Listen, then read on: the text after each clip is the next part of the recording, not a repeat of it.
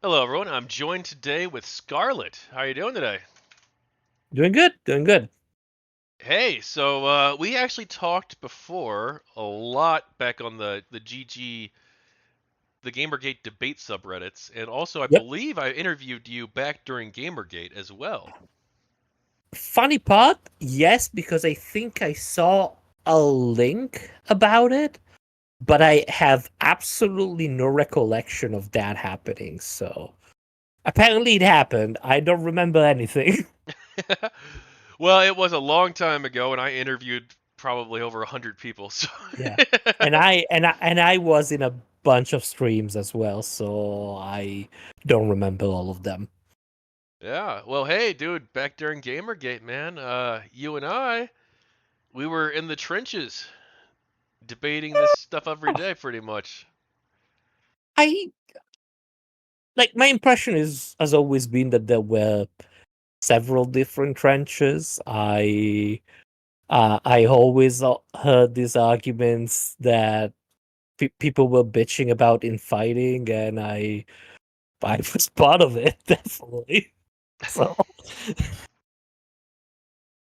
Well, hey, you're a game developer, an indie dev, right?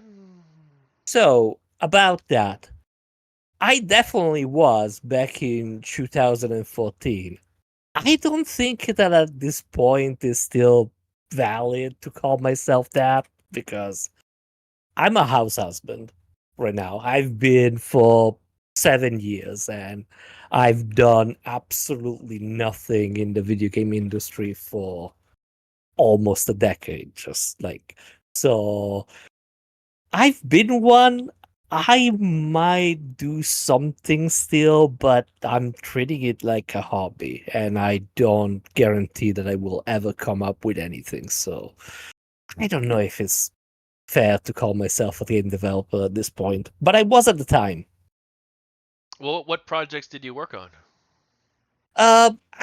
I made 4 games, mostly for the mobile market back in Italy. Uh, so there were a couple of games for the Gormiti IP. It's an Italian IP for kids.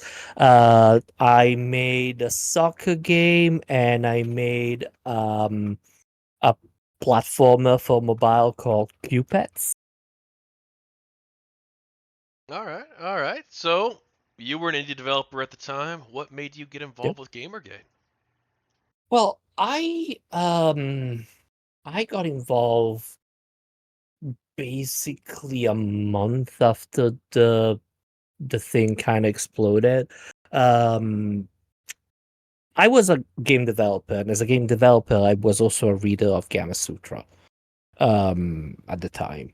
Um, they were more oriented towards the industry rather than just do, the old reviews or stuff like that. They were talking more about the tech. They were talking about how the industry is moving.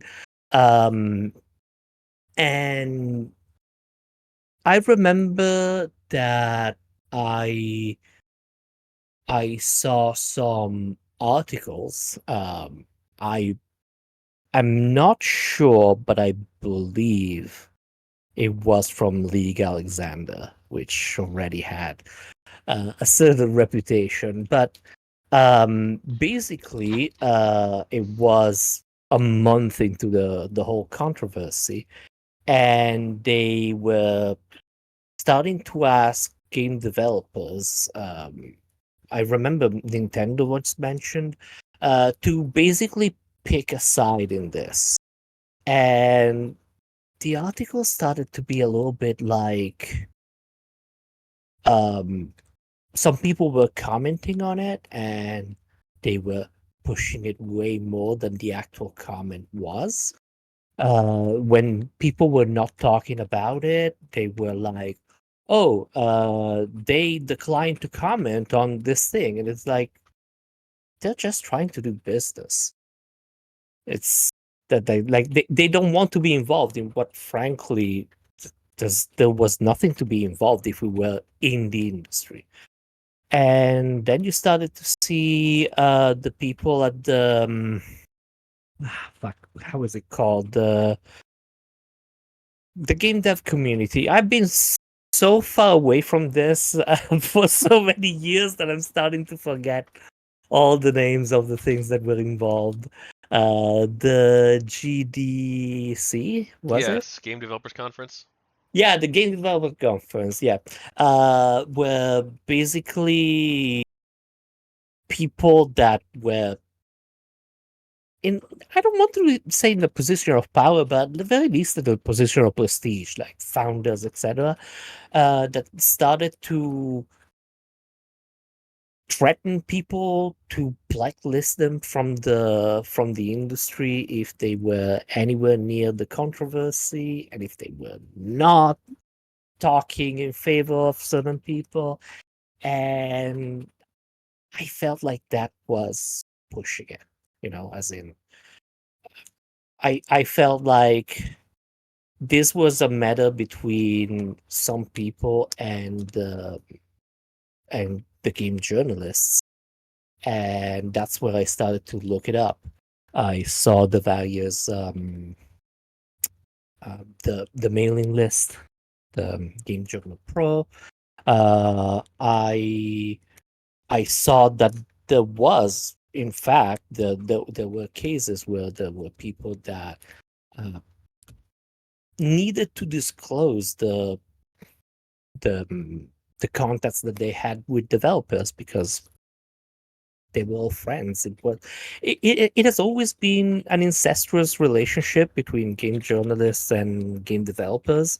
But this came from like this came after a lot of other scandals. And I've not been into any of this for a while, but I remember, was it Max Payne, the game where basically a game journalist has been basically kicked out because it didn't give a good enough rating to a game, Oh, Kane and and they were Lynch. sponsoring.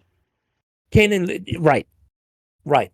So it's something that was a long time coming, and my impression was that they were strong arming developers into taking their side when there was a lot going on that was wrong in game journalism at the time.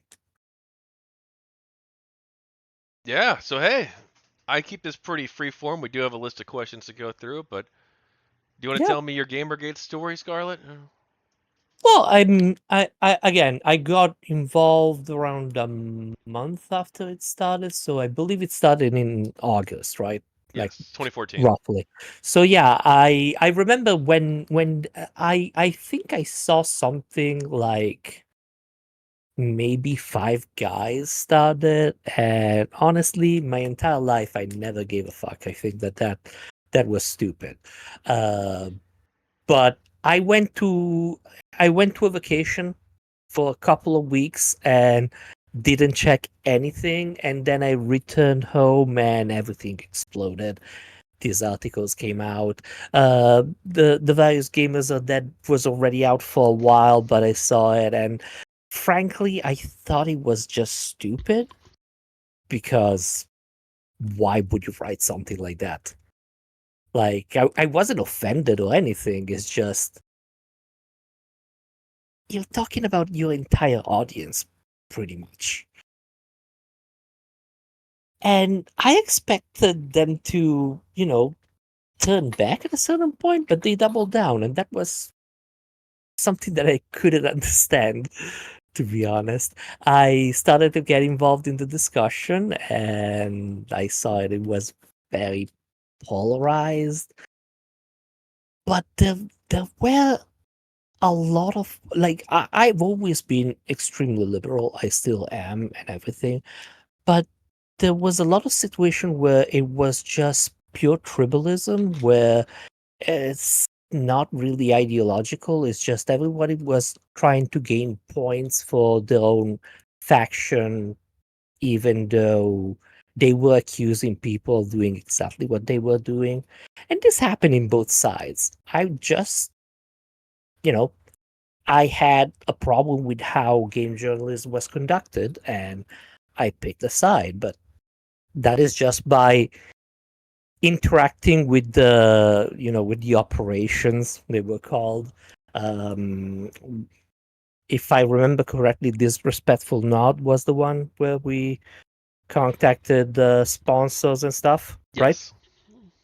And I I feel like I always had um realistic expectation, which is, well, this is going to create noise, and I don't want to say scare people, but create a situation that is uncomfortable enough that people will try to start and take measures to come at the table.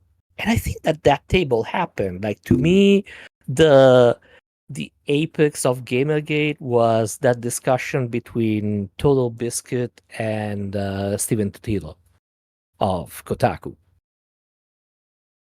And honestly, I think it was great. Like, they had a discussion for, like, I think, a couple of hours, and they started to discuss, disclaimers and how um certain ties were not disclosed, certain way of conducting business for game journalism were very casual. And I feel like they never understood that they're not bloggers. They are talking about an industry that is bigger than music and movies at this point. And it needs to be treated with a certain level of respect and responsibility. Um, I think that was great. I believe that since then we are seeing people actually disclosing stuff.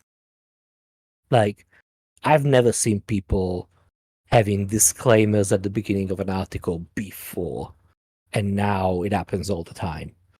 And that's what I wanted for the most part. There's other stuff that I wanted, but I simply know that I would never obtain them. Like, it would be great if they had a different kind of revenue rather than being paid by the same people that they have to review, because obviously that nobody is going to trash a game of someone that pays you basically your entire salary with sponsors.